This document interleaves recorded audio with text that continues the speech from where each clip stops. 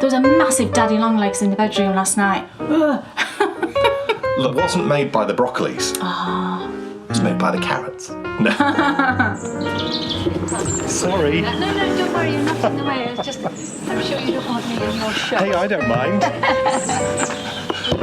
Give it some character. No panic. No. Don't panic, Mr. Manring. And plus there's always a festive-y sort of one. Oh no, that's in the advent calendar. Oh. What are you talking about? Oh, I'm confused. She'll ruin everything. Say nothing casually. In fact, that bit's gone. Okay. Is that like two buses coming in? It is. It's totally like that. It's really strange. There's nothing forever, and then boom. I haven't been on a bus in about 35 years. Lovely. To use one of my favourites. Autumn. Look. Please come back. Look. To me, it's. Hold me. No, look. I miss it so. We're denying the sunshine and.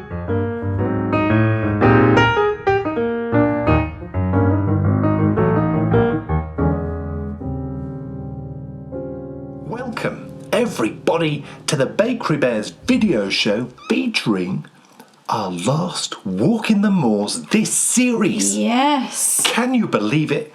It was December 2020 that we took our very first walk in the moors. Amazing. I know, it seems like 2 minutes ago. It does, but then conversely, it feels like a million years since Christmas.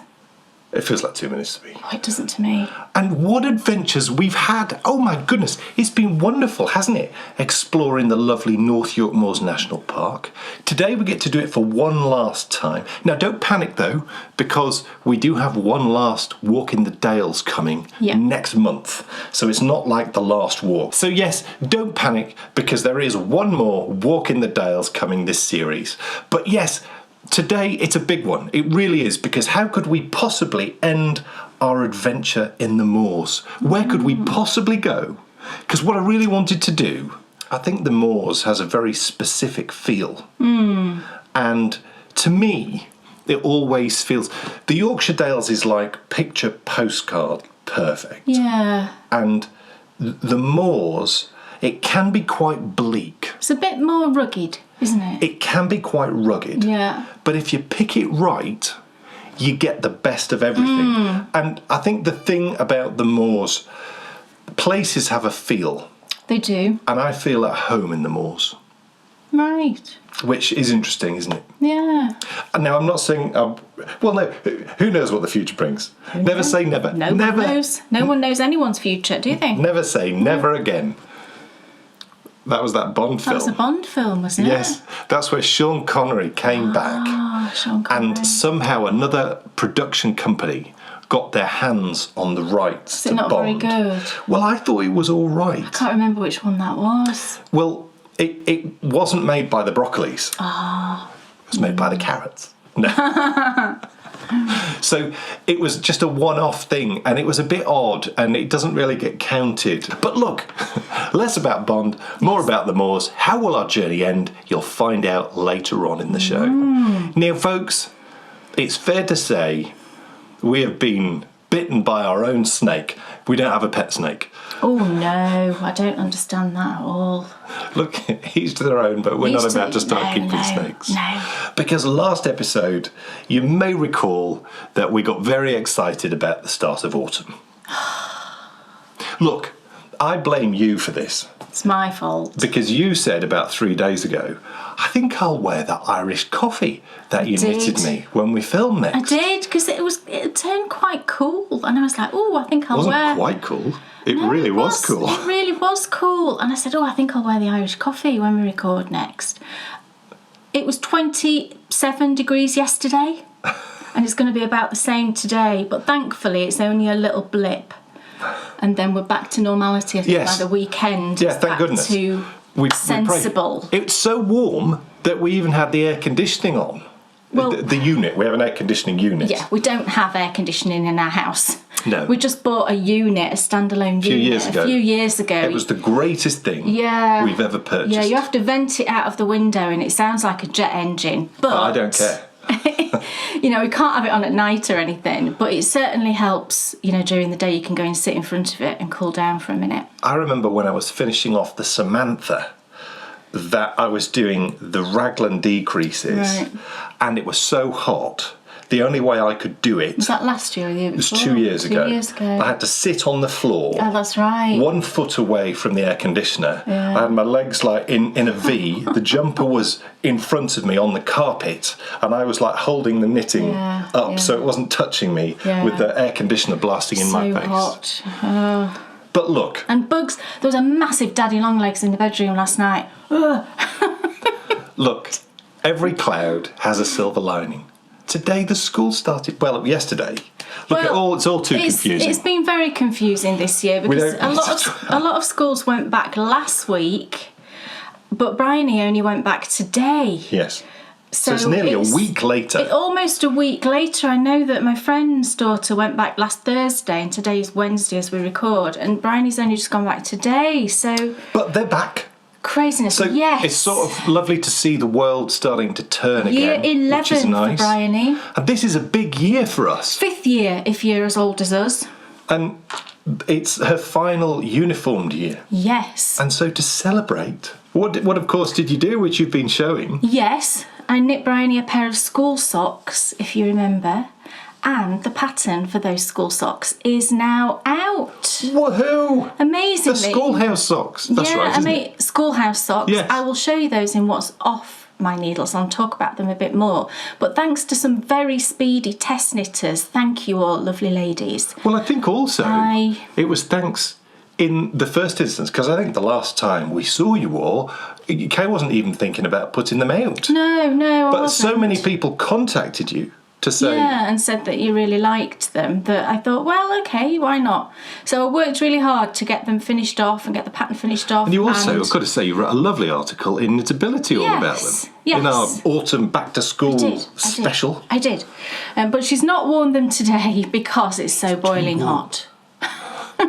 But look, that's not the only silver lining, thankfully. There are many silver linings because something happened the other day which brought me more joy than I expected.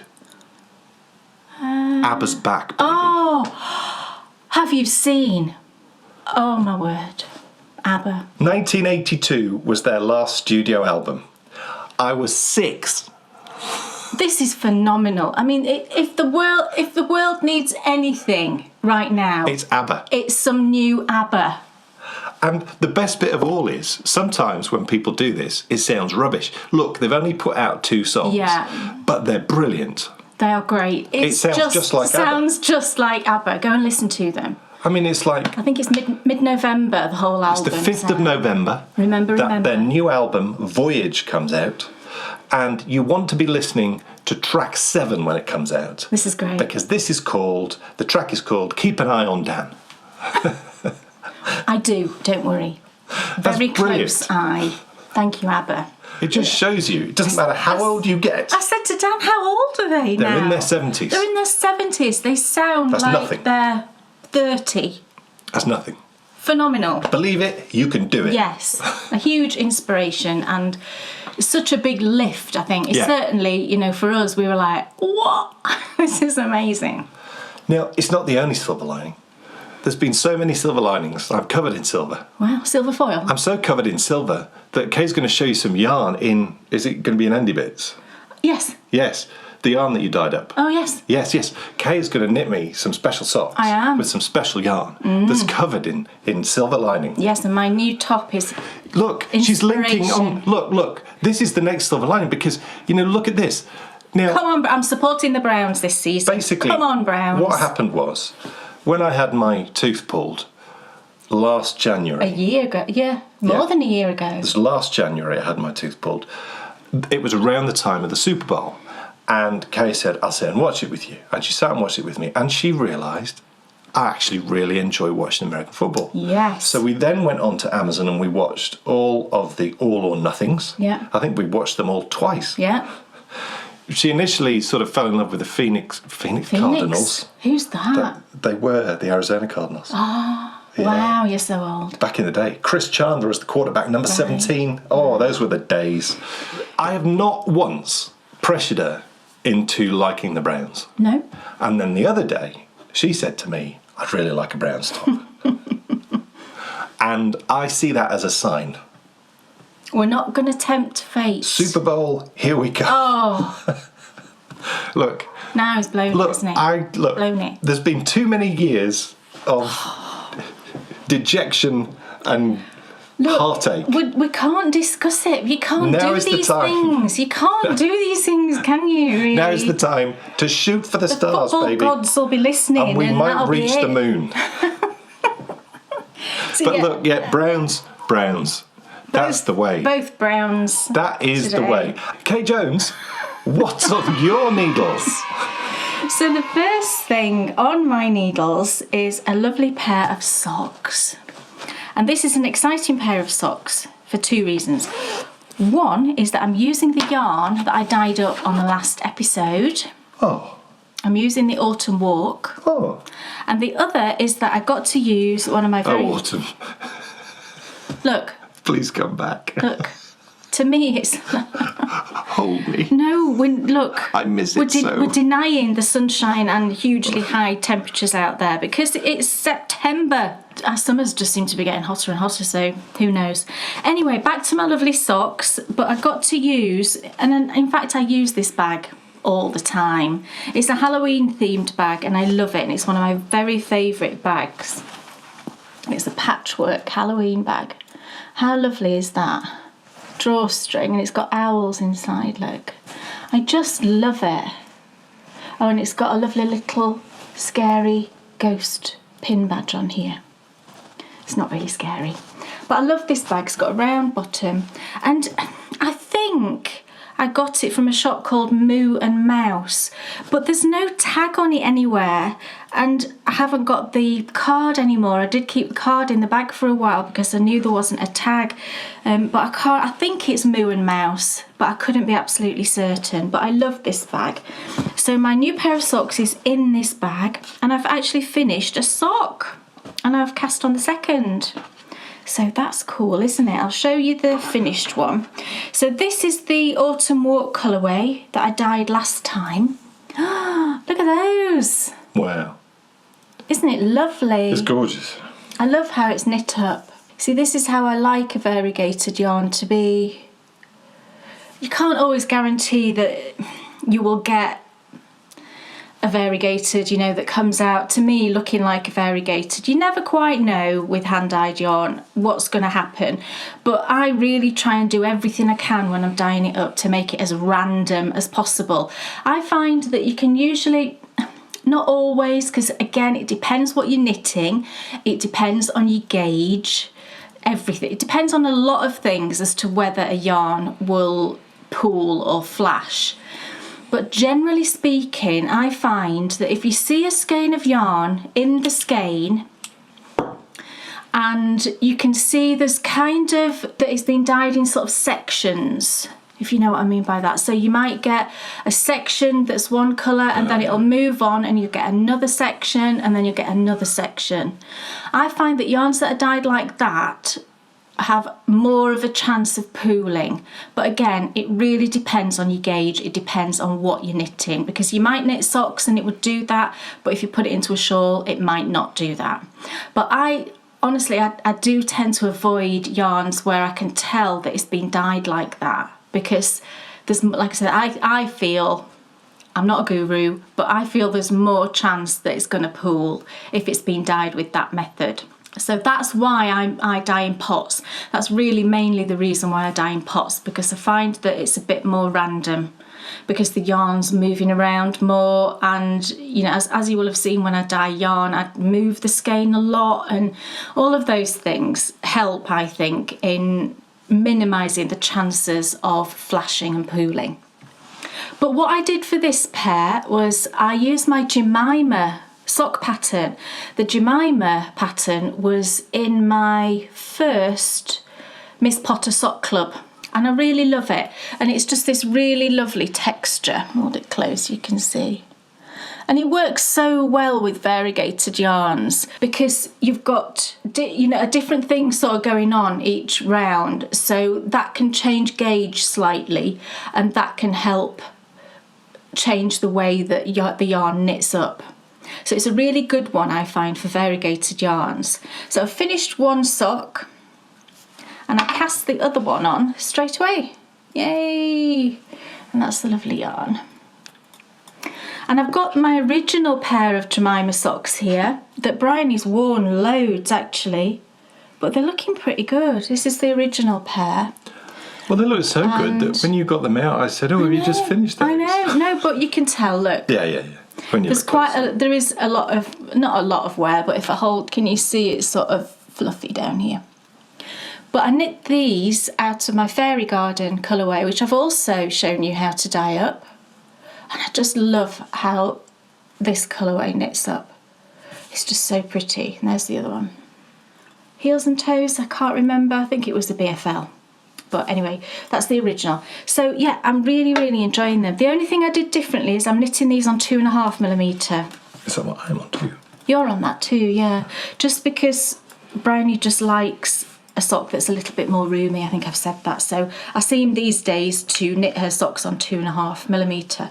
But other than that, I've knit it exactly to pattern. And so previously you would have done it on 2.25? 2.25, those, the pattern sample, I knit on 2.25. I generally, if it's going to be a pattern I'm releasing, I'll generally use 2.25 because I know that that's the needle that I think is most commonly used by sock knitters, I would say. So I like to use that one so that I can give the gauge that I got and then you can make a like-for-like comparison. Goodness. But these ones... And I thought I was using thin needles. Well, you know, but these ones I did 2.5mm and I just love knitting socks with 2.5mm. I still get a gauge of about 8 stitches to the inch.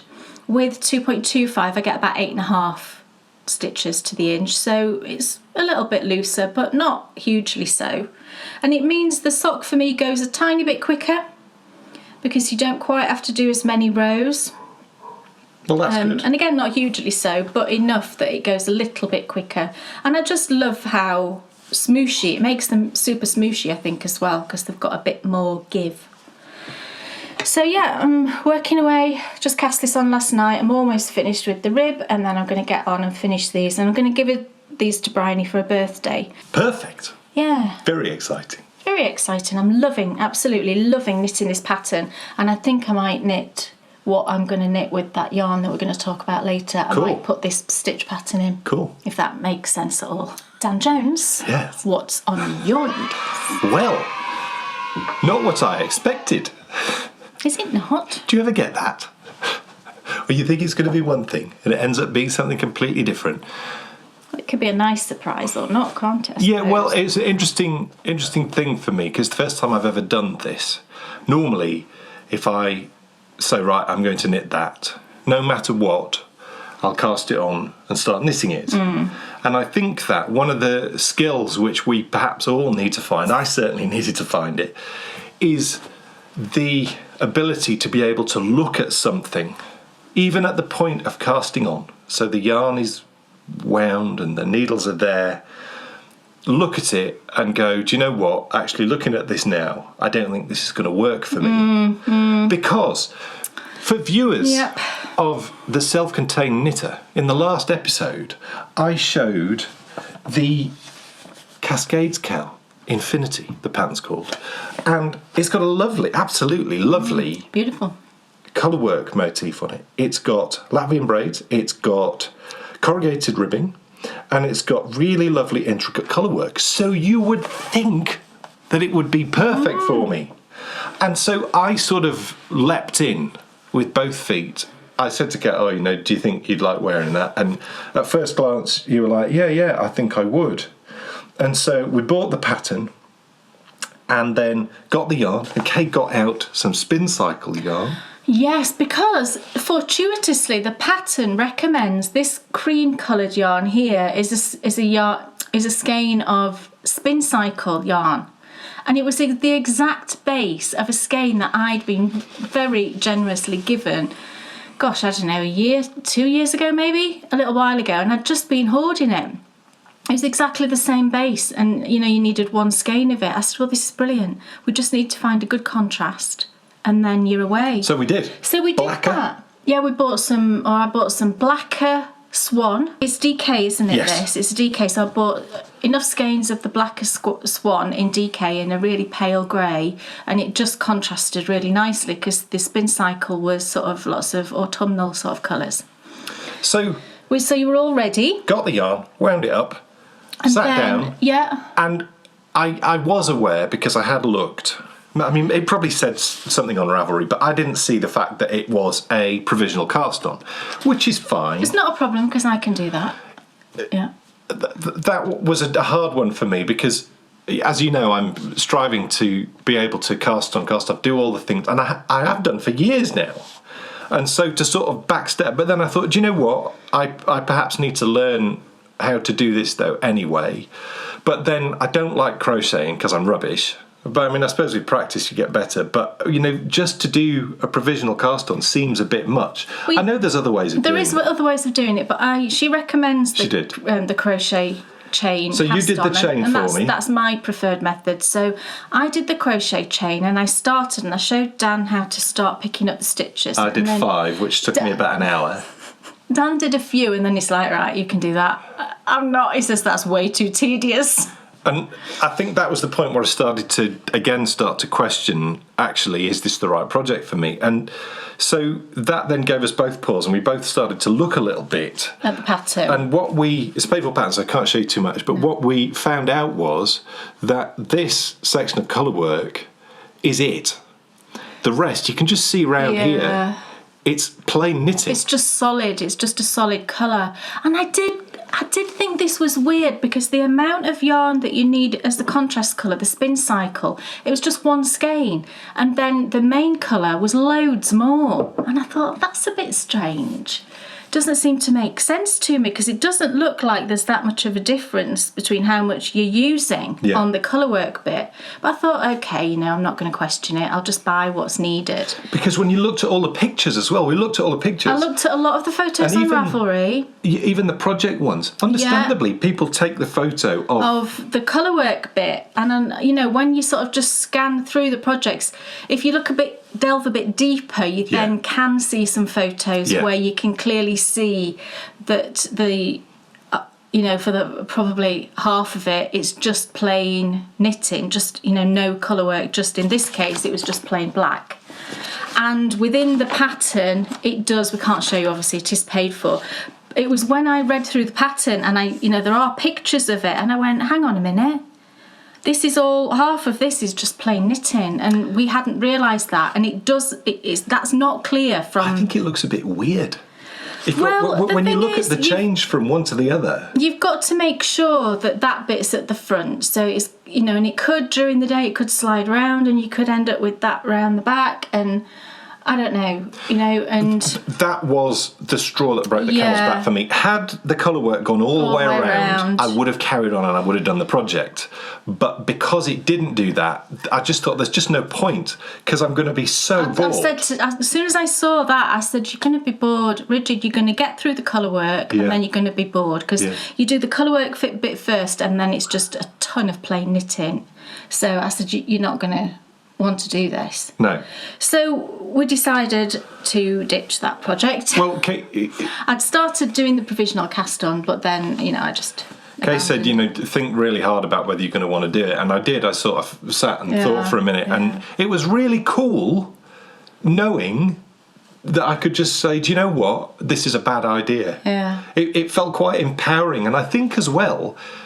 I think you need a certain amount of experience in knowing what you like and knowing what you don't like. That's true. To be able to make that decision. So actually, I feel like it's another step in the right direction for me. Yeah. It's going to make it so that the next time I encounter a problem like this, I'm going to be able to make that decision much more quickly and much more easily. Yeah. That sometimes it's just not the right thing for me. No, and I know myself as well, and I know that I wouldn't want to knit just that round and round stocking stitch. And I know a lot of people love that. So again, everyone to their own. Personally as well, I did find the pattern quite wordy. It wasn't for me the way the pattern was written. So anyway, but stop that. Yeah, I mean, talking of provisional cast-ons though, I did, this is another thing. I'm not keen on knitting projects cowls where you start with a provisional cast on. Can you remember I started a litmus cowl a while ago? Yes. And it was bugging me because it flips up, because it's all stocking stitch, it flips up, and I know the more you knit, that, you know, gets further down. But I didn't carry on with that cowl just because the provisional cast on thing was bugging me so much. And fortuitously, a lovely friend of mine made me a litmus cowl for my birthday this year. Oh, yes. And this is it. Isn't it beautiful? Amazing.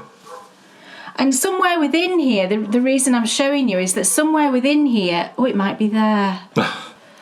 There's a graft, because what you have to do is you have to, when you finish knitting it, you then put your provisional stitches back on the needle and you have to Kitchener them all together.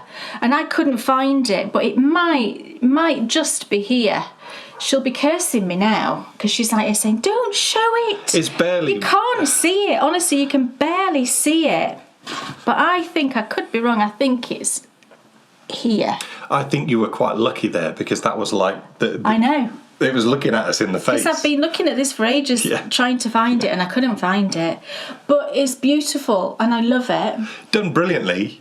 But it's just... It looks great. Yeah, but I know myself that I wouldn't enjoy knitting it because that's sort of just playing round and round and round and round. Yeah. I'd just get bored. I need a little bit of something else going on. Yeah. But thank you to my lovely friend. I don't need to knit one now. So what a perfect example of a lovely, probably a crocheted provisional cast on. I don't know, I'd have to ask her, but I mean that's the one I prefer. Yeah. I find it quite easy to do. What am I knitting? Yes, well, but anyway, what are you knitting? Some ribbing at the moment, so it's not a lot to see, but I only cast this on yesterday. Woohoo!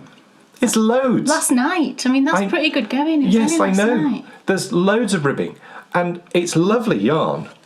There is some sparkles in there, which is looking great. What's the colourway?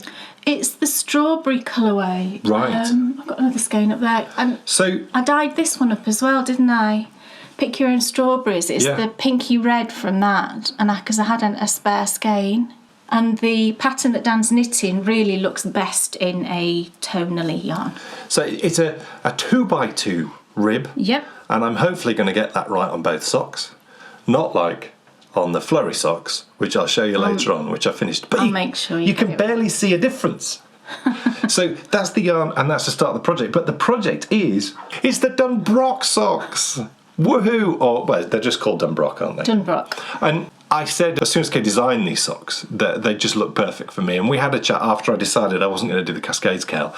We had a chat about socks and which ones that I fancied doing. And I said, didn't I? It wasn't like shall I try this? I said, I really think that Dunbrock would work for me. And I think with the sort of twisty, cabley thing being in slightly different positions on both socks, I think that's cool. And it's got a lovely texture pattern running down it. And I think combining that texture pattern with the twisty ribby thing in a slightly different position, I feel really confident that I'm going to really enjoy. I think you will. These. For me, it feels very autumnal, this design. I don't know why. I know the yarn I used was a very lovely chestnutty brown, but it just feels like a cosy autumn sock design. So I'll be interested to see how you enjoy it. So I'm using my 2.5mm cubics DPNs, and I've changed my cast on. I've just done a standard long tail cast. I thought I was going to say that. Yeah. I thought that looked different. I didn't want to say anything because you normally do a German twisted, don't you? Yeah, well, I changed to that because I love it. For some reason, I don't know why. We established that I should change to it. Yeah, because it's apparently more stretchy than a normal long tail. Well, that's pretty. But that's really yeah. But at the time you were knitting much tighter. I don't think you're as tight as you used to be. So a long tail, I think, is fine now for you. Yeah. And I think it just looks a little bit neater. But that's just me. Yeah. Well, it does look different. It definitely looks different. It's a bit sleeker. You don't get those little sort of pearl bumpy things. No. So Dunbrock on the needles, and the yarn feels lovely.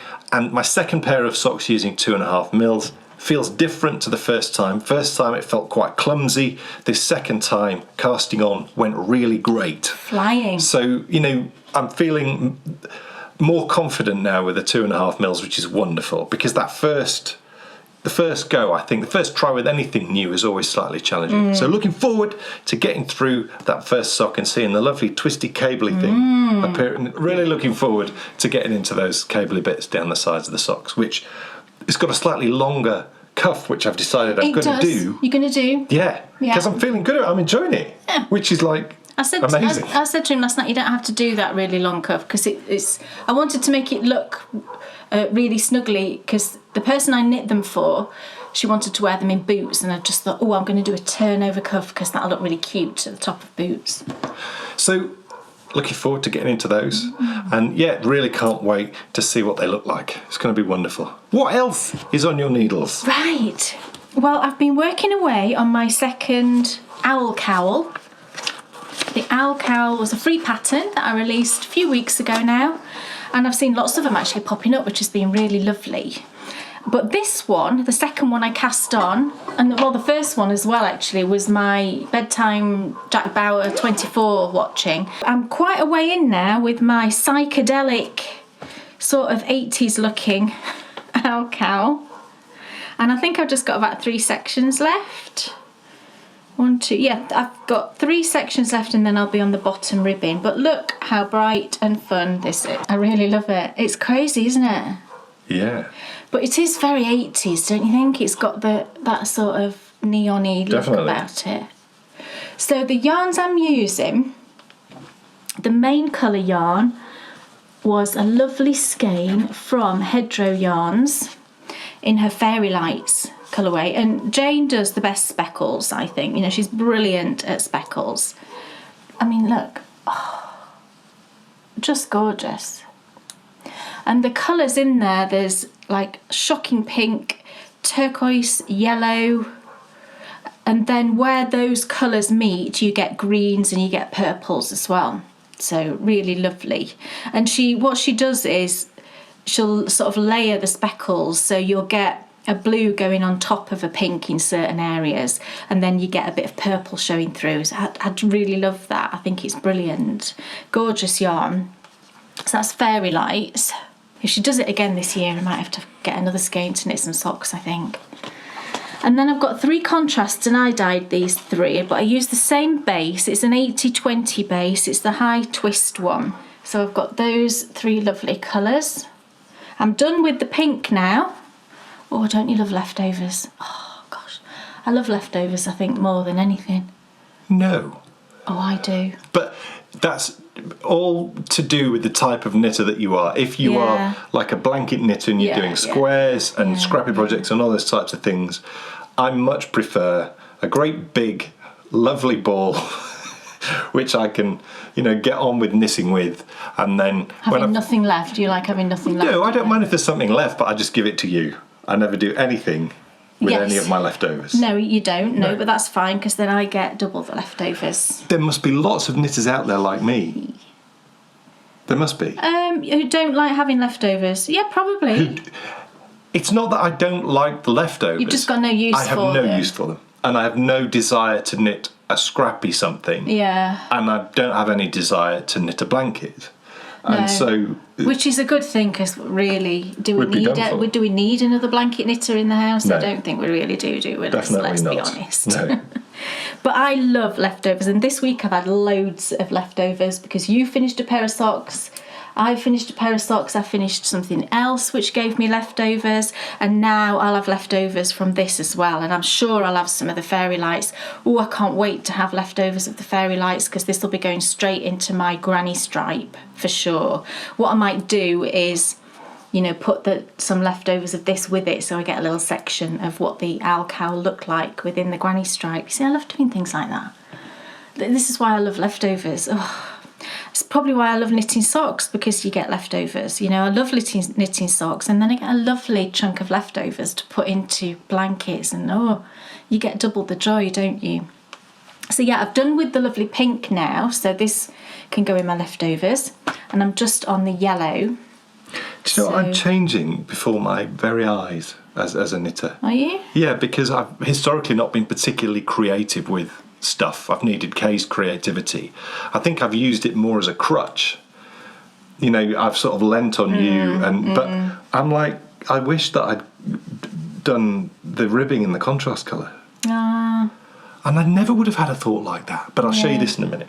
I can't be Yeah. before the horse at the moment. Kate is showing you a lovely cowl. A lovely cowl, and I just can't wait to. I think this, it's really bright and really fun, and I just think wearing this in the depths of winter, like on a miserable February morning when I go for a walk, it'll just, for starters, it'll kind of light up my face, won't it? Because, Hold the phone. Kay ran for 2 minutes this morning. look. Now, I'm saying nothing. All I'll say to you is that's how it started with me.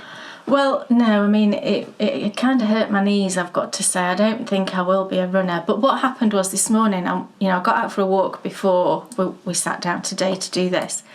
But I was a bit later going out because we had to get Bryony off for school and everything. And I said, right, okay, I thought I'll do a fast walk, because quite often I'll do that. So I'll try and pick up my pace and get round a bit quicker. And I was doing that and it was all going well. And then I had to stop going through one of the skinny bridges we've got, because it's only big enough really for one person to go through. And in these times we're living in, you don't want to be squeezing past people really. They might not like it. So I just waited for this woman to walk through. So I had to stand for a minute or two. And I thought, I should have stopped my run keeper and then started it again, but I forgot. So I got through the other side of the tunnel and I was really mad that I had to stop and stand still for 2 minutes. So I thought, right, okay, I'll get to that bit. Do you know that cross the over bit? Yeah. I thought I'll just run across that bit. It's not very far at all. Yeah. I just thought, right, I'll just run across that bit and just make up for those 2 minutes where I had to stand still. But anyway, I came back and it was my 11th fastest walk, and I've done, I don't know, hundreds and hundreds and hundreds. So that's pretty good going, isn't it? I was quite pleased. And I was a bit out of breath, which I'm not normally, so I definitely picked up the pace. But yeah, I'm not far off really. I've got yellow and then fairy lights, then blue, and then the ribbing. So not too far. I mean, maybe I'll get it done within this next couple of weeks, and I'll have another lovely cowl finished. So our cowl, free pattern, like I said, on Ravelry and Lovecrafts, if you want to knit yourself one. It's fingering weight. This is jumper weather, let me tell you. Oh, get on, man. Look, hopefully it will be very soon. So I'm going to show you my current progress on the Alexander, which is, do you know what? I'm really, really, really enjoying this, and it's all because of the yarn. Look, it's just completely plain knitting. And I do need to be aware of where I'm up to. I mean, I know I'm only like down here. Yeah, I need to get you've got a way to go, yeah. But I don't want to get too excited and sail past. Well, to be honest, even if it was slightly longer, it wouldn't be a problem. It is so much fun knitting with this yarn. I think it's because you look at it, certainly I do, in my uneducated ways, and I just see grey. But actually, it's not. No, it's not. It's like green, and there's like flecks of lighter colours in there, and there are some darker bits as well. Orange there, I can see. Yeah, there's orange, there's bits of everything. It's called Rough Sea, it's Let Lopey, and it's probably my favourite, I think, of all the darker ones that I've knitted with. It's dark, but not annoyingly so to knit with, I think. Is that right? It's not annoying in the slightest, which is another amazing thing about this. And I think that if you were looking to knit something that you wanted to be darker, but you wanted to avoid the challenges of, knitting with the darker yarn and seeing it, and because we've all been in that position, haven't we, with black or any of the darker colours. This, I've not had a problem at any point, and I'm knitting this when it's dark at night. I mean, you're using metal needles, which I think is also. Oh yeah. I would never use a dark wooden needle. That'd be a nightmare. Those Knit Pro multicoloured ones. Yeah, that'd be a nightmare. So I would say if you want to knit darker yarn and you don't normally use metal needles, I would probably choose to do that, or use bamboo, because that's a pale colour. If you like wood, I'd use bamboo. What I was saying there to Kay there, and I'm stunned that I'm starting to have these thoughts, but I sort of wish that I'd knitted the ribbing in that. Or even the green. That maybe would have taken a bit too much confidence. Really? Yes. See, this has got green in it. It does. So I think it would have looked lovely. It brings out the green, I think, if you use the green. Yeah. So exciting for me to start having those thoughts. It makes me excited about, the types of thoughts I'm going to have in future. And I think that as you sort of find your feet in particular projects, and obviously I'm talking about jumpers and things here, it's as you do more, I suppose, that you start to then become more confident in making decisions, like it would have been cool to do the ribbing in the contrast colour. But that doesn't take anything away from this, because it's just plain knitting and I haven't been remotely bored. That's really good, isn't and it is all down to this amazing stuff. And this is the other two colours that he's put in with it. Yeah. So, I mean, when you look at them together, I think it's going to be lovely. I've got to say, this does feel rough today. I don't know if it's the weather. It'll be the weather. It's the weather, definitely. So the green is 1406. It's something like spring green or something. I can't quite remember. And then the grey is 56. That was the moment at tea time when me and my brothers always went, ugh. What's that? When Mum said, I've done... You get excited. She'd go, oh, I've done stew and dumplings. You go, hey, with spring greens. Oh, I love spring greens. That's my favourite. You mean that dark green cabbage? Oh. I love it. It's my I absolutely love it. It tastes like it's doing you good, baby. It's full of iron. Yes. Brilliant. I probably like it now, but when I was... You would like it now. When I was 12... We eat a lot of cabbage, to be fair. We do eat cabbage. Yeah, we regularly. don't eat spring greens though. No, we cabbage, usually have like Savoy cabbage. That's lovely. But spring greens, I think we'd struggle to get Bryony to eat that. Bryony will eat Savoy cabbage, which is brilliant, because I know a lot of kids probably wouldn't, but she will eat it. But yeah, dark green cabbage. But I love kale as well, which is really dark, isn't it? Oh, lovely. Cavolo Nero, delicious. Thank you. What else is on your lovely needles? Well, I've got another pair of socks. Ooh. Now, I showed you these last time, but I finished the first sock and I'm well on with the second one, and I've blocked. She's made some amazing. I've blocked the first sock, so I wanted to show you.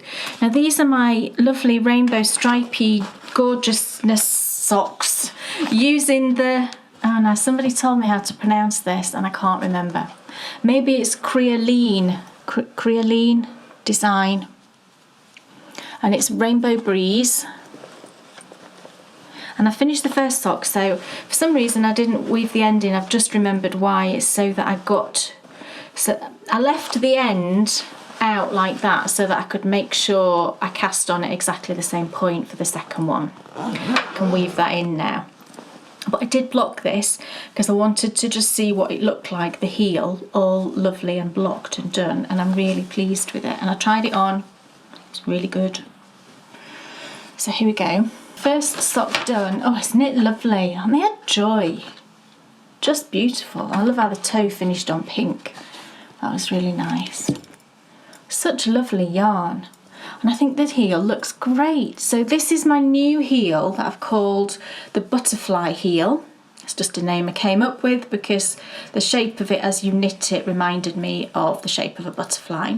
It uses a method that involves decreasing and then increasing back up. You knit it just on one needle like you do a short row heel, and then you just join back in the round and carry on. So it's an alternative to a short row heel, which is not my favourite. I just don't like working a short row heel, and I really enjoy working this heel.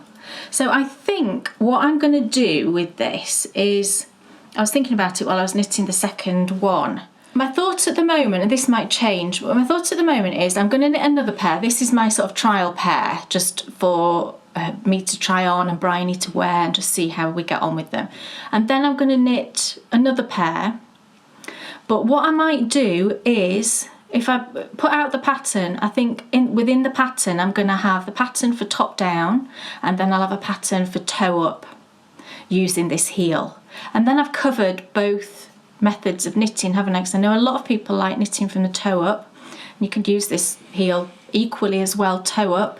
But just to put that into the pattern, just to say it would work just as well toe up, might not be helpful to people who, you know, enjoy knitting toe up but are not that experienced in it and are not quite sure of the measurements and things like that. And so I thought, well, that's maybe what I'll do. That, you know, the pattern will be the butterfly heel socks, but there'll be a top down instructions and then there'll be a toe up instructions. So you will get two patterns for, you know, a basic sock, top down and toe up, and then you'll get the how to put the heel in in both socks. So that's what my thought process is at the moment. And did they all stem?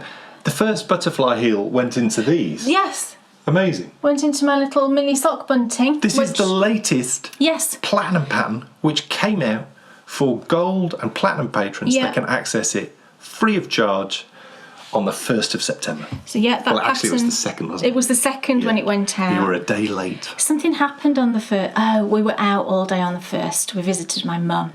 So that's for the first time in at least a year and 3/4. 18 months, maybe. It's the first time we'd seen my mum in 18 months. Because she lives in like a sheltered housing type complex.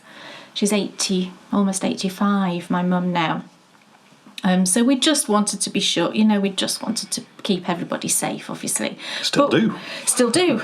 Yeah, so we took every precaution and went and visited her, and that was lovely. And I took her the shawl that I showed you last time. She loved it, she put it straight on. And she walked back up to the entrance with us, and she had a shawl on, so that was really nice. So that's where this came from. Yes. And that, of course, then went into the Knitting University socks. Yeah. The Cozy Reading socks had this heel, so a lot of people, a lot of our patrons have knit this heel into that DK weight sock. And is it because they loved it so much that everyone seemed this? to really, the feedback I got certainly was all very positive. Everyone enjoyed knitting it, didn't seem to have a problem with the method. I didn't get any reports of anybody having any kind of issues with the method. So I thought, well, why not try it in fingering weight? Why not? And I love knitting this heel, and I think it's just an alternative, like I say, to a short row heel. So anyone that enjoys knitting socks and always uses a short row type of heel, then this might be something that you'd want to try. So I've got the second sock on the go here. I'm a good way down it. Heel is in, and I'm into the blue bit now. So if you look at this sock, I'm here, so I'm not that far from the end really, and I have managed to match them pretty well. I think I might be just a few stitches out, but it's near enough. And where the heel went in as well, I can tell there it was a pretty good match. Again, it might just be a few stitches different, but it's good enough for me. Cool. And I'm really enjoying them, so it won't take me long now to finish these. Give this one a block. I will let Bryony wear them. I was going to say, they're for Bryony. Yeah, I mean, she loved these. Her eyes nearly popped out when I showed her these. She was like, oh, are they for me? They're perfect. And I knit these on 2.5mm. That's the other thing I did, because I thought I'll give them to Bryony. So what I'll do when I knit another pair is I'll use 2.25, because I just want to make sure that heel is all good on that size of a needle as well. So it might end up that I need to knit 2 more pairs before I can get this pattern out. But I want to be thorough. I want to make sure that it's good to go. Yes. I'd rather spend the time, take my time, give it a really good trial and put it out confidently rather than just rushing. But this yarn's gorgeous. I would really recommend it. As we established at the start of the last show, this summer's been an interesting one. We established that I was still cool. And in the process of establishing I was still cool, as we mentioned last time, Bryony, our daughter Bryony and I went shopping. And while we were out shopping, we purchased some clothing. Yes. Bryony picked a shirt, and so did I. Oh, now, no. I had every intention of unveiling that shirt today. I can show you the colour of it on these socks. She'll show you in just 1 second. I had every intention of unveiling that shirt today, but it's just too warm. Because this is a wind... It's a t-shirt, but it's a thick t-shirt material, isn't it? It's a polo shirt. And it's like everything I love in a shirt, because I like long, and it's long, and I don't like baggy. It's certainly not baggy. If I'd been with him, I'd have made him buy the next size up. He put it on and I said, you're kidding, right? Is this a joke? Not only is it's that pink. Can you see this bright pink? It's literally neon pink, which I obviously approve of pink. But even for me, I kind of pause when I look at him in it. But he's worn it a few times now, and I've kind of got used to it. You actually wore it when we went to see my mum, and she never even commented. She did. Oh, did she? You must have I been in wasn't the there. loo. What did she say? She said, my goodness, that's a jolly shirt. Is that what she said? Yes. I said, do you know what? I wore this specifically for you. Because I did. I put it on because I thought it would make her smile. She wasn't smiling when she was saying this, so No. I don't quite know what she meant by it. I hope that it did. She probably thought, what on earth is he wearing? Well, no, because she loves it when I wear slightly outlandish stuff. Well, it's definitely outlandish, and it's definitely snug. It's how I like shirts. It's that snug that you can see all of Dan's scar, because he's got a scar that runs from here, his chest, To elsewhere. all the way down. You can see his scar through the t-shirt. Be keeping me toasty warm all through the winter. Maybe you'll get that joy next episode. Well, here's hoping. Now look. You'll need your sunglasses on. Look, who's ready for a walk? I know I am.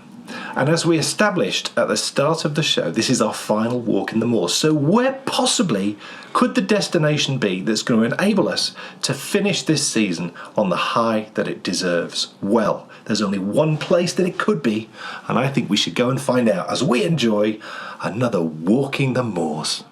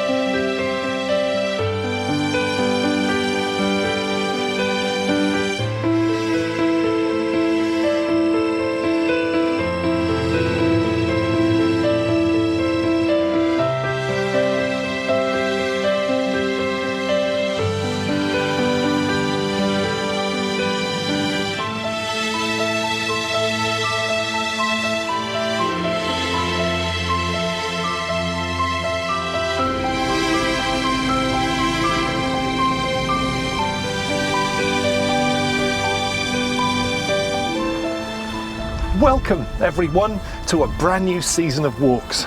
Over the next few months we'll be undertaking 5 hikes in the Yorkshire Dales and 5 hikes in the North York Moors.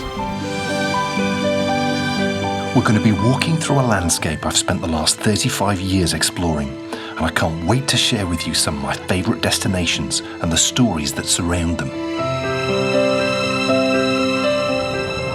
From mysterious castles to beautiful forests and long-forgotten villages, in this series we're going to undertake some wonderful adventures. But where are we heading today?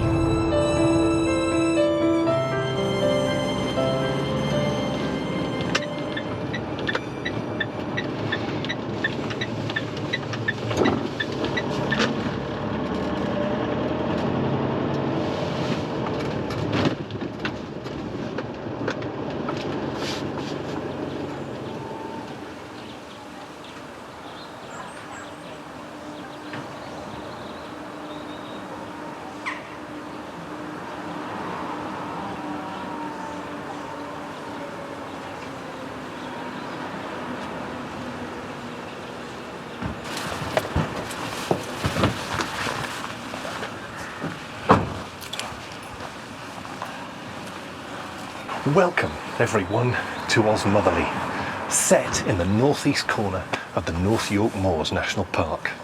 Now, I first visited here about 35 years ago, and I've got to say it's one of my favourite places in all of Yorkshire. Now, the observant of you may have noticed that our journey up here looked a little bit familiar, and you'd be right, because our very first walk in the moors in December 2020 took place just a couple of miles from here. 9 months later, we're back, and we're here for a very good reason, because this walk is actually quite famous in these parts for some of the destinations along the route, but most importantly, it's famous for the views. Just take a look at this.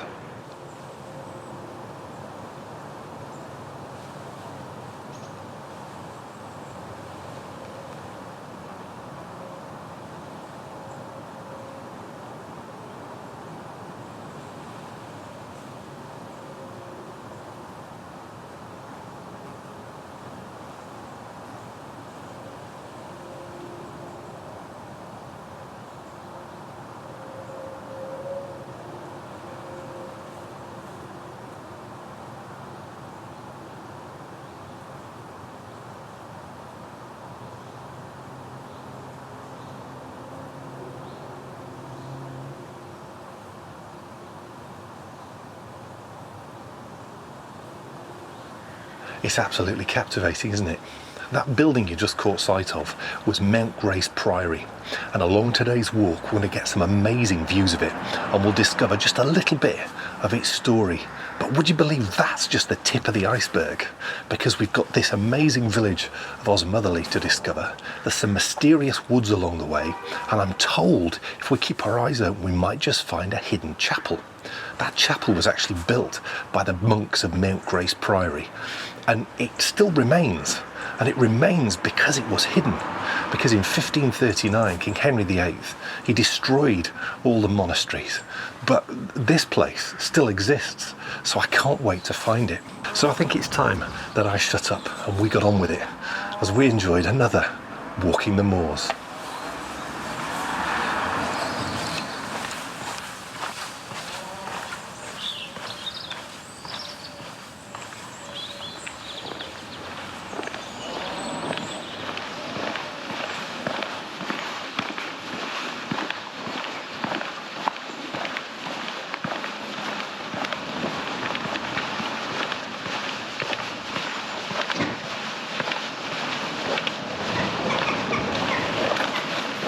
Morning.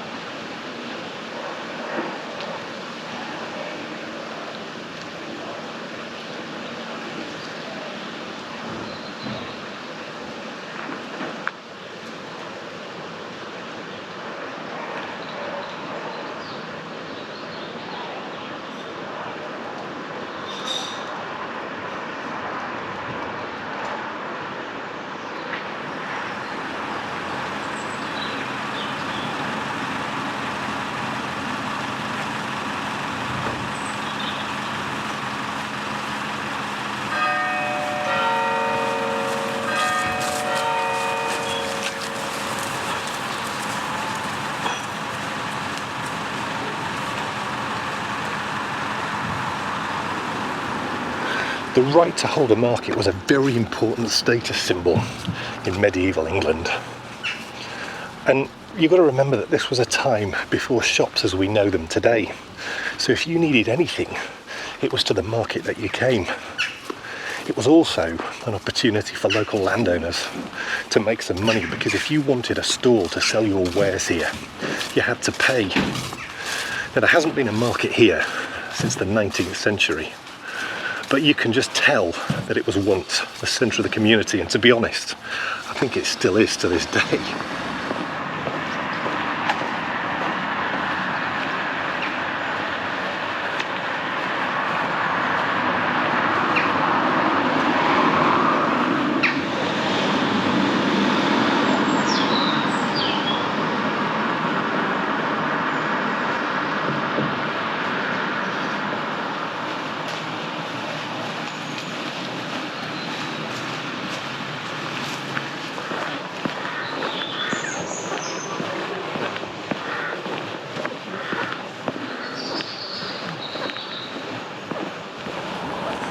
What I love the most though about Osmotherley is the buildings, because it's all built in local sandstone. We're actually going to be looking out for the quarry that all this stone came from back in the 16th century later on our walk today. And I think because it's built in local stone, that's why it sits so well in the landscape. But our time walking on pavements is coming to an end, because we've got some moors to explore, and you know what that means. It's actually already started. It's time for us to do some climbing.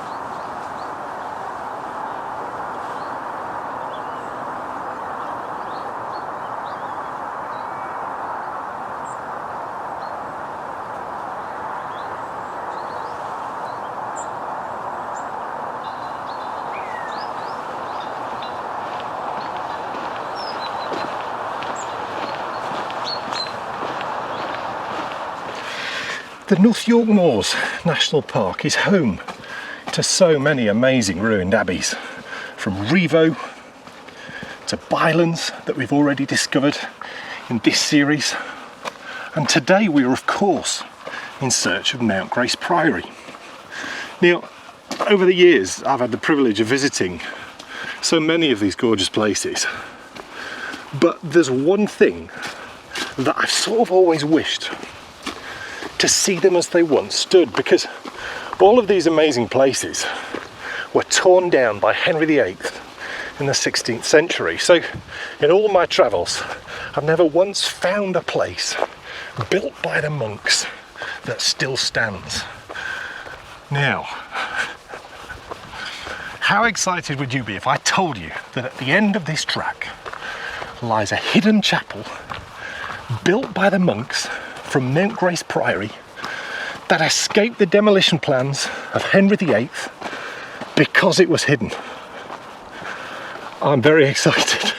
I've got no idea what's waiting for us, so I've no idea how small this is going to be, but what we do know is that it was built by the monks of Mount Grace Priory. So for the first time in my life, I'm going to get to see something, because every time I've visited anywhere like that, everything's in ruins.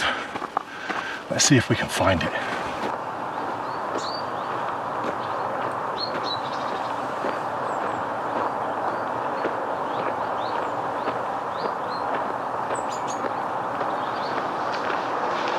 I was beginning to think I'd gone completely wrong. This truly is hidden. It's amazing. The track is really farm-like, but people come up here all the time. It seems completely tranquil today though, and I think ahead I can see the chapel.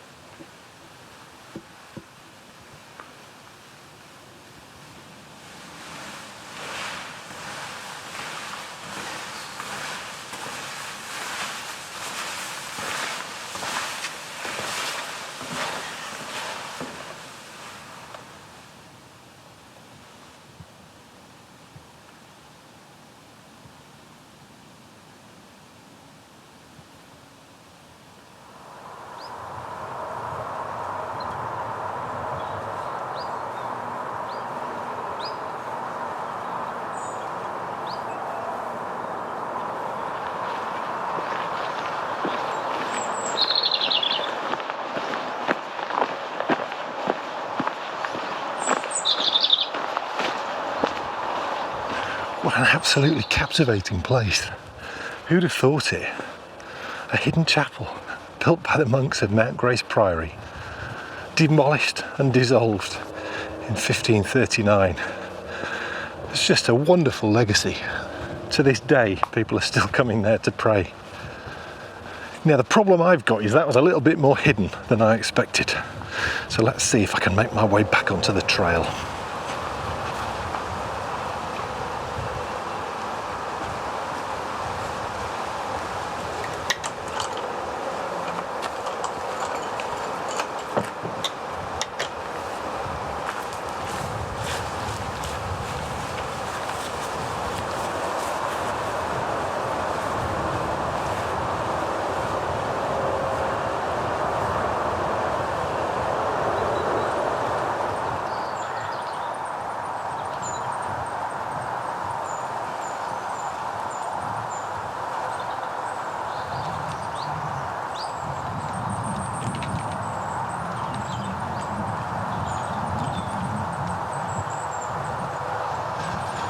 Now, there's a lot of bugs around today, and I wasn't expecting it, but let me tell you, I've come prepared.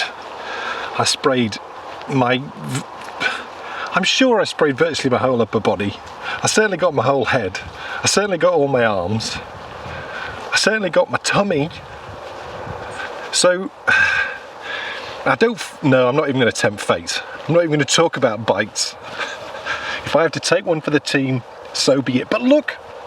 Yes, I think I've spotted, I definitely have. We're back on today's walking route, thank goodness, because that was quite a diversion, but I think you'll agree it was most definitely worth it. But now, it's time for me to enjoy some serious walking.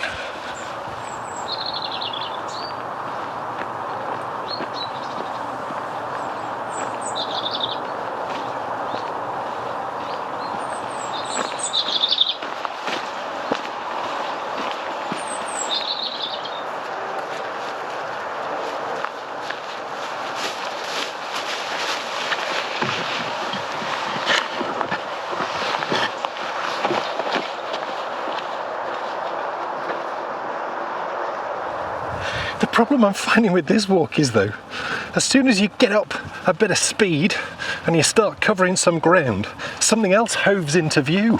The sights are just spectacular because a few hundred feet below me lies the ruins of Mount Grace Priory. And I think this is a perfect spot for me to pause for a moment to have my lunch. So while I do that, you guys head off and have a little rest yourselves, and I'll see you later on in the show for more Walking the Moors.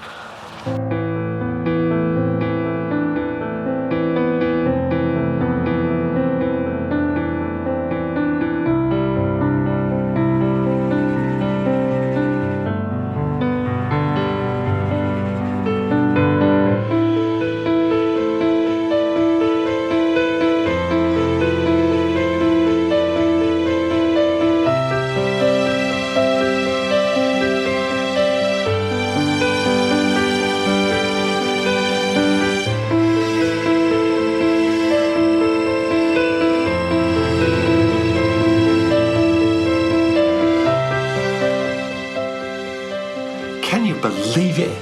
A hidden chapel. I loved that chapel. Oh my goodness. It's amazing. I could have just sat there for hours. Now, I've been going towards Motherley since I was very young, and we've been there quite a few times, and I had no clue that that existed. How far is it from us, Motherley, walking distance?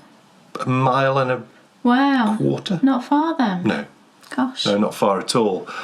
I think you definitely got a feel of what that place was like, because just so lovely. Beautiful.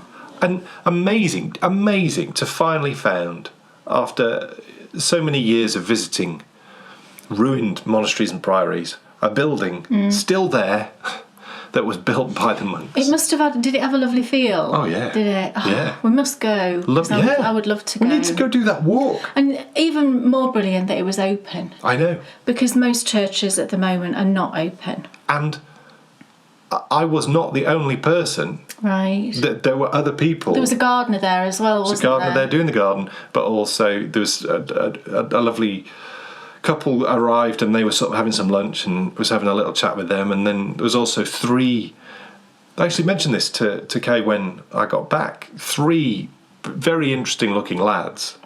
You know, I would be slightly concerned if I'd walk past them on the street. Young. They looked young and But you should never judge a book by its cover No. because, you know, they're walking towards me and they had like some sort of music playing. And they're out in the middle of, we're in the moors and they've got music playing. But I had a lovely chat with them. They were really friendly and really nice. But what an amazing start. And what about that view of Mount Grace Priory, that little hint at the end? It totally... Now, that is another place that we visited quite a few times. Yeah. But that perspective, seeing it from... And also seeing it appear in the landscape, it just changes. And it's cool because when you're actually there at the Priory, when you visit, you do look up and you can see that sort of ridge up on the top, and that's where you were. Absolutely. It's a lovely place to visit as well, Mount Grace. There is actually a little cottage there you can stay in, I think. Right, didn't know that. Right in the... I think so. I think there is. Right, goodness. So much more to come in part 2 because we're going to uncover a little bit of the story of Mount Grace Priory because it was built by some very interesting monks called Carthusians, but also as well we're going to be getting into a really cool forest and then getting an amazing view of the place where we started our walks in the moors, Codbeck Reservoir, which obviously has strong links to 3 generations of our family, which is lovely. But that's all to come later on in the show because right now it's time for us to find out, finally, Kay Jones, what's off your needles? Yay! I do have 2 things. The first thing is I finished my twister hat. And this is just perfect. You need to wear this every single day once when it it's gets cool enough. Look! This needs to be I'm going to put it on. your autumnal. Autumnal. It must be, mustn't it? Yes, Because it's perfect. I think so. That's the nicest one of those that you have. Yeah. It's lovely. It's absolutely gorgeous. I love it. The colours are perfect. Yeah. It fits you exactly how you like. It's nice and not tight. Nice and not tight. It also not goes loose, perfectly but you know what I mean. with your top. It does. Look, I'm very Browns-esque. Browns-esque. Yeah, so it's my twister. So this was a platinum pattern, one of the early ones actually, from quite a while back. And this is the 3rd one that I've knit now. 2018. Gosh, was it really? Yeah. And it's called the twister because of all these gorgeous twisted stitches. Yeah. You would think it might be annoying to knit. I'm just being honest. It's not. I don't find it annoying at all because you do a lot of knitting through the back loop. It doesn't look like a knitted fabric. No, it's sort of like a herringbone effect, I think. It is. Producing. Just like a herringbone effect. Brilliant for variegated yarns. Yeah. And this was another hedgerow yarns. Right. This was... Oh, I've got leftovers. I've got quite a lot of leftovers, actually. So, yeah, it's hedgerow yarns in Mr. Fox. I've got all of this. I reckon I might have 35 grams maybe there, at least. So lots of lovely leftovers, and I've got a gorgeous hat to start wearing. Perfect. When I'm out walking. Yeah. But, more importantly, Dan Jones. Yes. What's off your needles? It's the flurry socks. Look at those, all blocked and lovely. Oh, do you know what? I've loved knitting these. They've been they look absolutely marvellous. That's the best pair of socks you've knitted. One of them is. One of them? Why? The second one is. The first one, not so much. Look at the ribs. Yeah, well, that is as the pattern. The thing is, though, you put That's those... not as the pattern. Doesn't tell you to do 2 different ribs. No. The 1 by 1. That is as the pattern. Yes. This, I don't know what I was thinking. I just... And it's twisted. I know, you've done a 2 by 2 twisted rib. What an idiot. Where did that come from? Doesn't matter, does it? It's called creativity. Yeah. I was being creative. Yes, this is technically a better sock. This is as the pattern. Yes. And this is technically a better sock because Kay instructed me in the closing of the corners. Yes. As you'll see on this sock, the corners are not so hot. Well, you know. On this sock, they're great. You'll do it right, though, next time, won't you? Yes. If you remember. Well, no, I will remember. I was trying to do it right before. I just wasn't getting it quite right. I was going too far down. What happened there? You missed a yarn over. I did. Oh. We established that before. Oh, right, okay. Yeah. I'd forgotten. But it's lovely. It's when I was doing Really the decreases. pretty. I think you did a great job. Apart from the missed yarn over in the decreases. Yeah, well, you know, we're not. But they look nobody's marvellous. perfect. First 2.5mm socks, I'll always remember these. And they're great.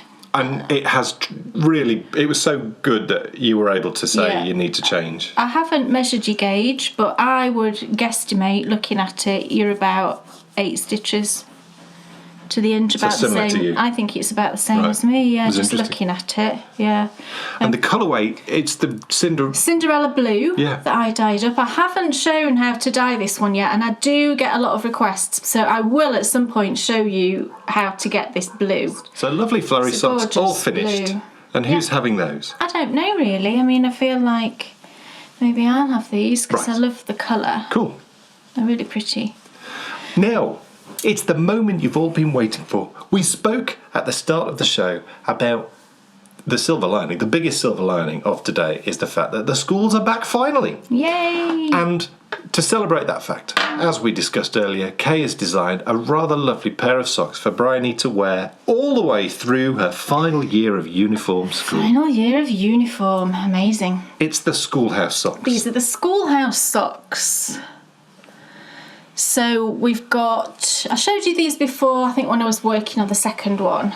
But I wanted to knit a pair of socks that had that reminiscing feeling towards the white knee-length lacy socks that I used to wear when I went to school, primary age, not secondary really. But I wanted it to have a little bit of lace going on, but then stocking stitch through the portion of the sock which is going to be on the top of the foot. And yeah, I wanted it to be as comfortable as possible basically. So a nice smooth stocking stitch, but then I did add a little lace repeat at the toe here. Just to link it. So it's top down. We've got a 1x1 rib because the 1x1 fit beautifully with the lace pattern. We've got a slip stitch heel, a French turn, gusset decreases, and then my umbrella toe. So you can, if you want to. One of my testers actually just carried the pattern all the way down the sock. You can totally do that if you want to. Be beautiful. I would love to see these in white. Yes. Anybody wants to do that and send me a picture, I would love to see them. But yeah, I used Eden Cottage yarns on the Rosedale base, which is the one with, I think it's gold sparkle, definitely sparkle, and it's in charcoal, which is just this lovely school grey, I think. Perfect. I love that little lace pattern. Just so reminds me of those types of socks. So it's the schoolhouse socks, and these are available now. If you would like to knit your own, you can purchase the pattern on Ravelry or Lovecrafts. It's time that we finished off our final walk in the moors. There's still so much to discover. So let's head back and savour every moment Yep. of one final walk in the moors.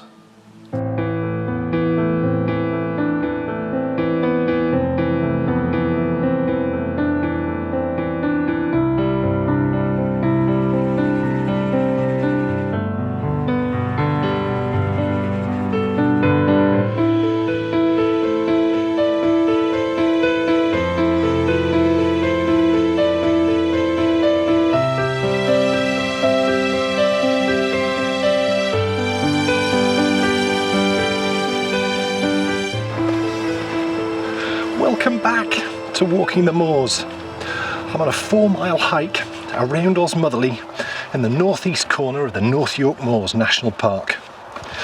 Below me lies Mount Grace Priory. This was in effect a monastery built by Carthusian monks in 1398. Now, it was closed and pretty much stripped of all its stone and roofing and all of that by Henry VIII when he closed the monastery in 1540. But today it is the best preserved Carthusian monastery in all of England.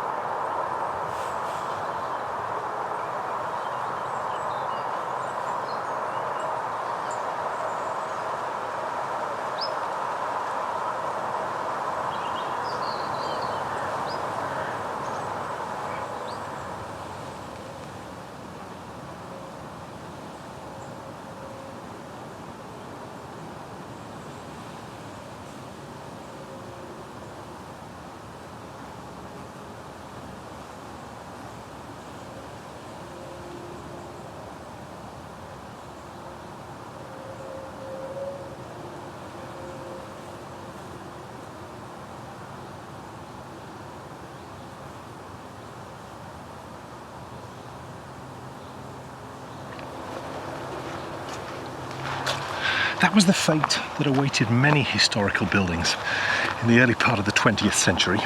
As the TV show Downton Abbey depicted so well, the world changed dramatically after World War I, and it was compounded again by World War II. And I've got to say, I do find myself torn, because on the one hand, Mount Grace was clearly a home that was loved by its owners, and I'm sure that they were really sad to leave. But on the other hand, they didn't have the money to uphold it, and the National Trust did.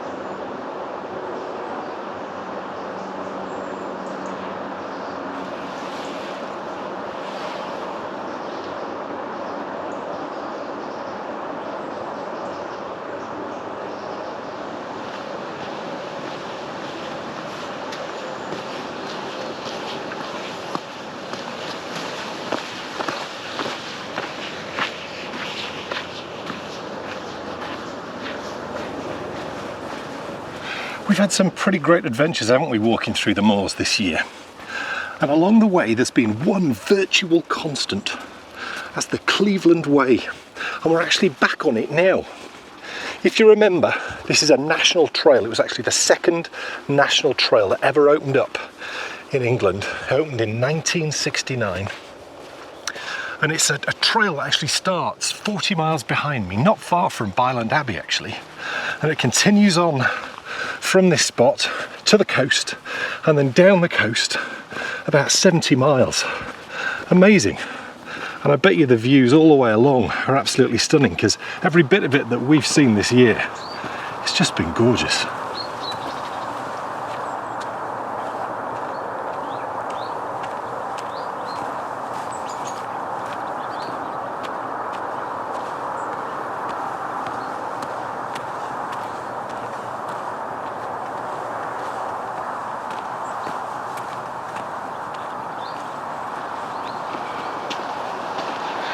For those of you wondering how on earth I navigate these routes, because there's literally paths flying off in every direction, I've got it downloaded onto my phone. I plan the route on the OS Maps app. Well, actually use the website, and then I've got the app on my phone and the route saves to my phone. So even if I lose signal, I've still got the map. And the right turn to get out of the woods, I think we've finished the climb, and my goodness, what a climb it's been. It should be, if the map's right of course, and sometimes it isn't, but hopefully it's going to be just up here.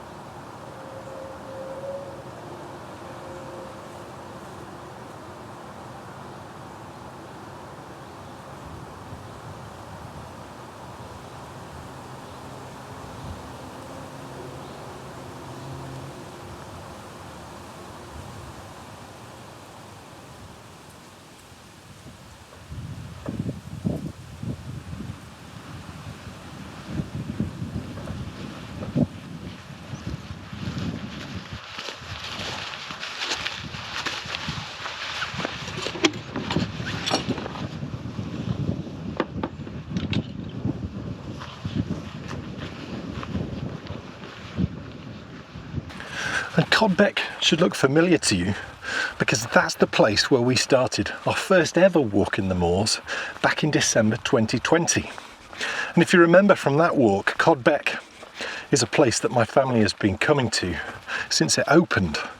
We've been coming for 3 generations and we've been walking pretty much the same walk the whole time. And I've got to say that today I think I've made us look a little bit silly. It's funny, isn't it, as human beings we like to stick to the paths that we know in so many contexts. And I think what this walk today has shown me is sometimes, in fact I'd probably argue 50% of the time, it's better to go on the path that you don't know. Because this walk is making me appreciate a place that I've known all my life in a way that I never could have imagined. Why on earth haven't I been up here before?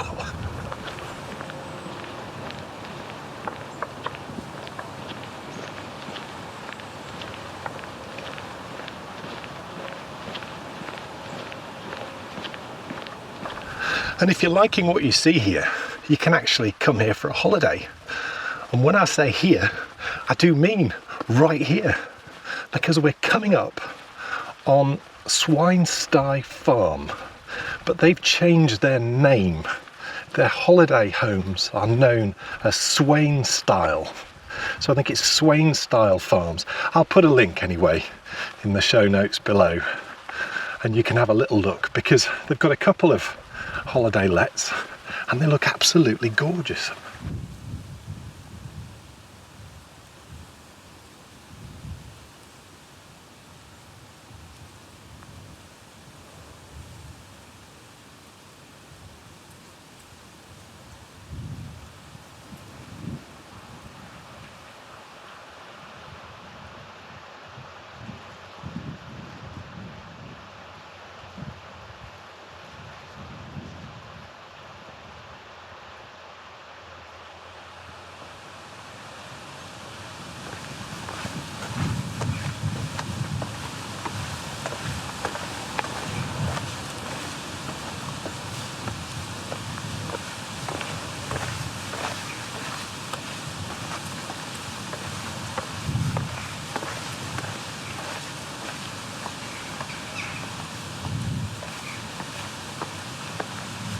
There they are, right behind me.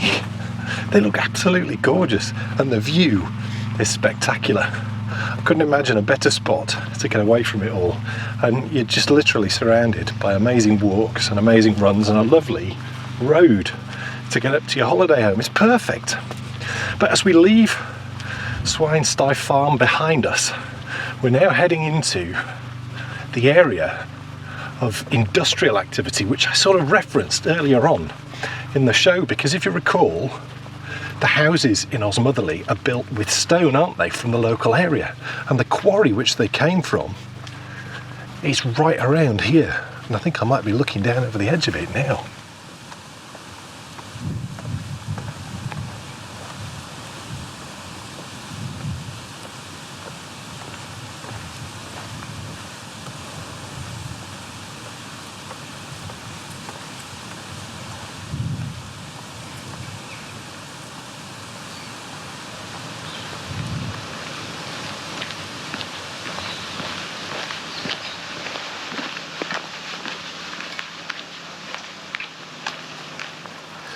Let me tell you, it's steeper than it looks. Back there, it just suddenly dropped away. I mean, just... But it's fascinating, isn't it, to think that the stone which built the houses, which we walked through in Osmotherley this morning, came from literally, I mean, it's probably half a mile. Amazing. And speaking of Osmotherley, we're heading back there now because there's one more really special place I want to show you before we finish our walk today.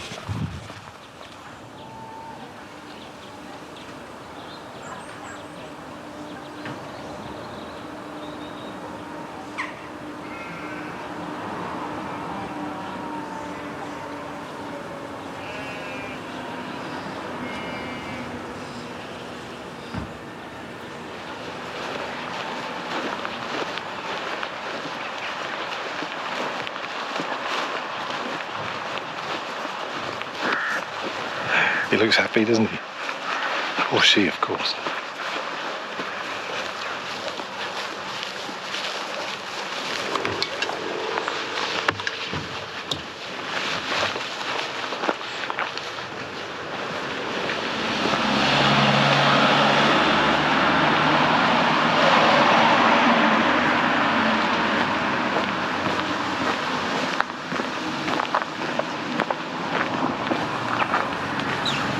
We've made it back to where we started, in the absolutely beautiful Osmotherley. And do you remember that market cross that we saw at the start of the walk? Well, it's not the only thing in this gorgeous village that dates from medieval times, because in 1190 the church of St. Peter was built, and since then it's been the heart of this community, and it is to this day.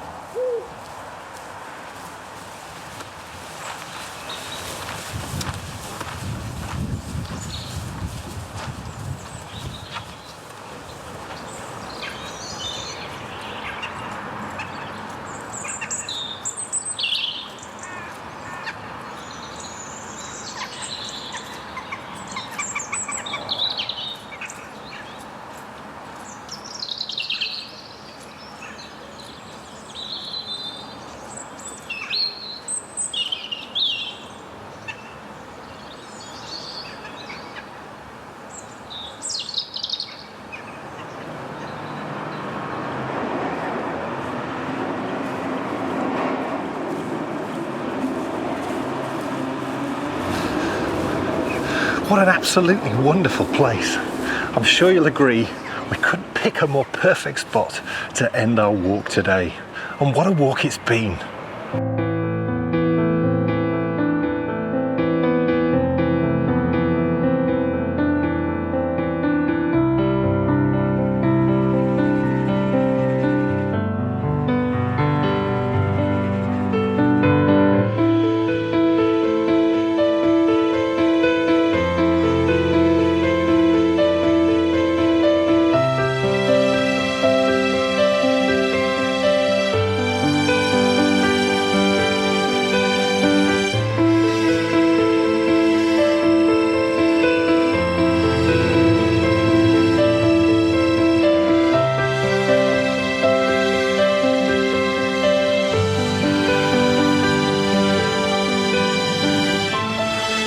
Folks, I can't quite believe that this is it.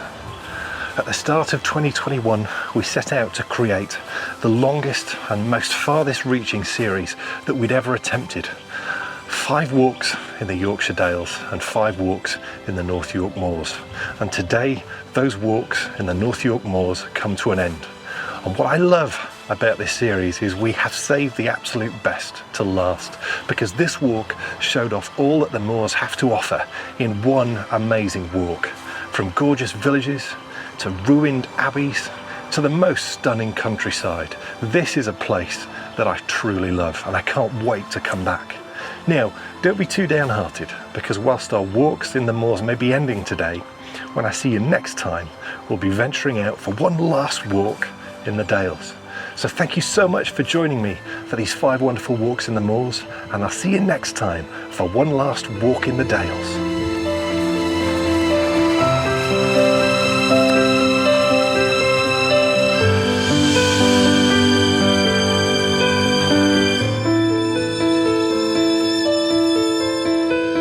What a wonderful and rather perfect end Fabulous. to our adventures in the moors. And I just felt that it bookended the series so well, considering that's really where we started. And for me personally, it just made me feel stupid. For all the reasons that I said in the show. It really does tell you that sometimes taking the road less travelled, in fact I would argue most of the time, 50% of the time maybe, taking the road less travelled will give you so much enjoyment and so much of a different perspective on perhaps the other things that are around that road. Because to see Codbeck Reservoir, a place that I know way better than Mount Grace Priory, to see it from that high hill, which always when we walked around, as you come across the dam bit, you look up and you think, oh, look at that up there. I wonder what that is. Well, why on earth? Do you know what it is? It's because until you sit down and you think, right, okay, let's plot a walk, you don't even know that it's possible. No. But, you know, you just need to look outside. If I just looked outside the box just a little bit, because I would argue quite strongly that we would enjoy that walk a million times more than the Codbeck Reservoir walk. Because the Codbeck Reservoir walk is just really all woods. It's woods and then around the reservoir, isn't it? Yeah. Whereas this, it's like town and lovely chapel and a hillside and then some woods. Much more variety. Yes, much more interesting. So just perfect. And in case you're not aware, we produce special versions of all our walks, and we have done that one, and you've watched it actually. I have watched it. The special director's cut. Yes. That's accessible by our gold and platinum patrons, and the series. We also actually do exactly the same for Kay's her yarn dye show, My Favourite Colourways, the special cuts of that as well. And the series for the yarn dyeing and also for the walks in the moors and the walks in the dales is linked in the show notes below. Interestingly, I was sort of intrigued by how much it costs to live in Osmotherley. Right. And I looked up if there was any houses for sale there. And I think this is just an interesting, you know, I often think, oh gosh, I wonder how much those houses are. And I only found 2 for sale. They were both on the kind of main road that you saw through. One of them did have a business on the bottom floor. I think it was a cafe. The other one was a 4-bedroom sort of terrace. The one with the business was 2 bedrooms, and they were actually both the same price, which I thought was interesting. But they were £425,000. So I just thought, you know, that might give you a nice idea, really, of which that's expensive. If you if you're wondering what that feels like as a house price for us living in the north of England, that is expensive, really. Yeah. Oh, it is. It is quite pricey. If you live down south in London, you probably think that that's not expensive at all. I think average house prices right now, I think they're 250, 300. Around here, probably. Yeah, probably. Yeah. But it varies so greatly depending on where you are in the country. But if you're in another country, you might find that interesting to know how much things cost. That's pounds sterling, obviously. So Walking the Dales will return next month for our final walk in the Dales, and I know exactly where we're going, and I cannot wait. Wow. It's going to be marvellous. I don't know. And next time, of course, Kay's back with her final, this series, My Favourite Colourways. Yes. Yes, so that'll be fun. Not decided yet. But now it's time for the Endy Bits. Endy Bits. Oh, yes. Now, the final course in this year's Knitting University, it's midway through. Right. You're currently knitting the Bargello hat. Yes. And there was a minor hiccup in the publication of part 2. It was fine. I rectified it within a couple of hours. Okay. But if anyone was having difficulty accessing part 2 of the Knitting University, you won't be now. It's all fixed and it's all fine. So the Bargello hat is, of course, that lovely colourwork hat that doesn't actually...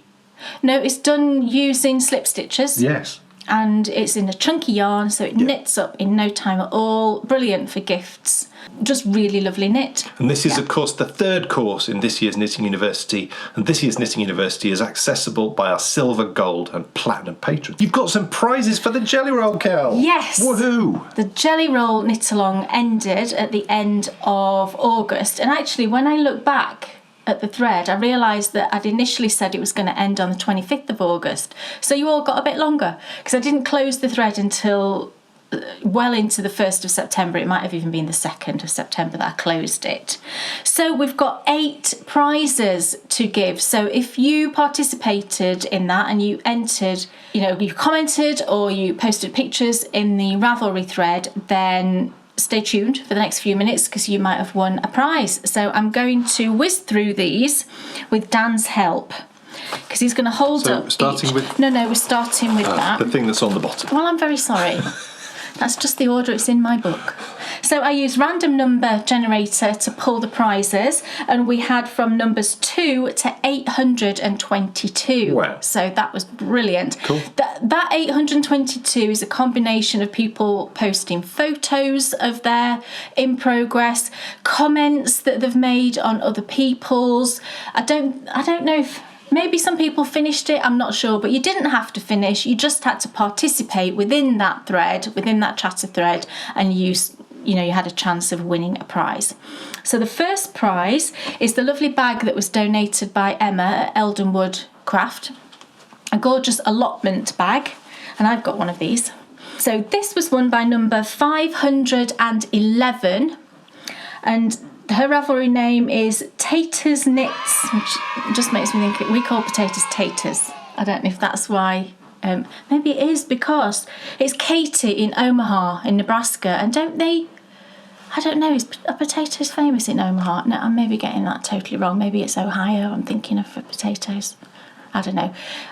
Omaha just makes me think of Peyton Manning. Yes. Because that's what he used to say when he threw it. Yeah. So Katie... Not when he threw it, it's when he snapped it. When he snapped it? Yeah. What's snapping? So when he snapped it from the centre. Oh, right, not when he threw it. Oh, no, in fact, no. Omaha is when he was changing the play. Oh, yeah. Yeah, he wanted to confuse the other people. Yeah. He said that, didn't he? Yeah. Yeah.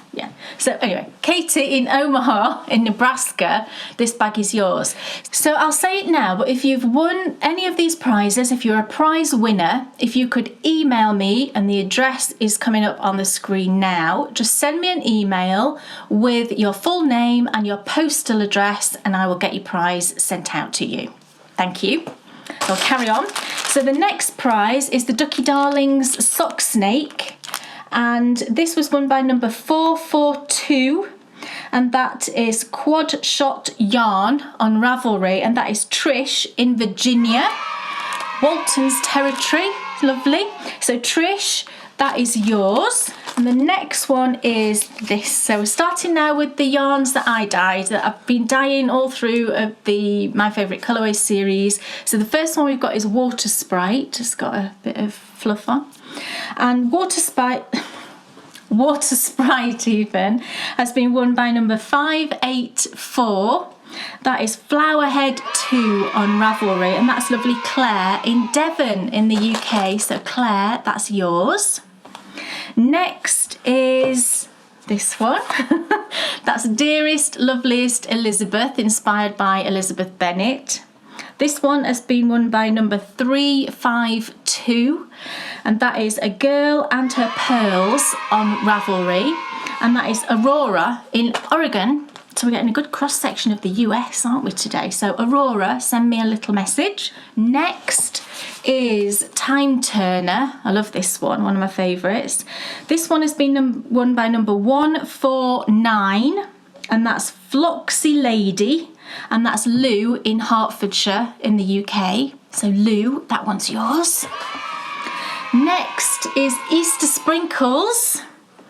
That one has been won by number 207, and that's Caro Knits on Ravelry, and that's Carolyn in Ohio.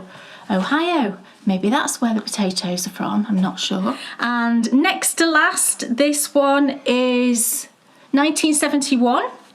That one's been won by number 76, and that's Celtic Cast On. Celtic cast on is Kelly, and Kelly's in New Brunswick in Canada. So we've got one for Canada, which is cool. And then the last one, which is Fairy Garden, and that one has been won by number 801. And it's that 801 is... Get ready, everyone. Because I can't say her surname. Is that what you... Oh, no.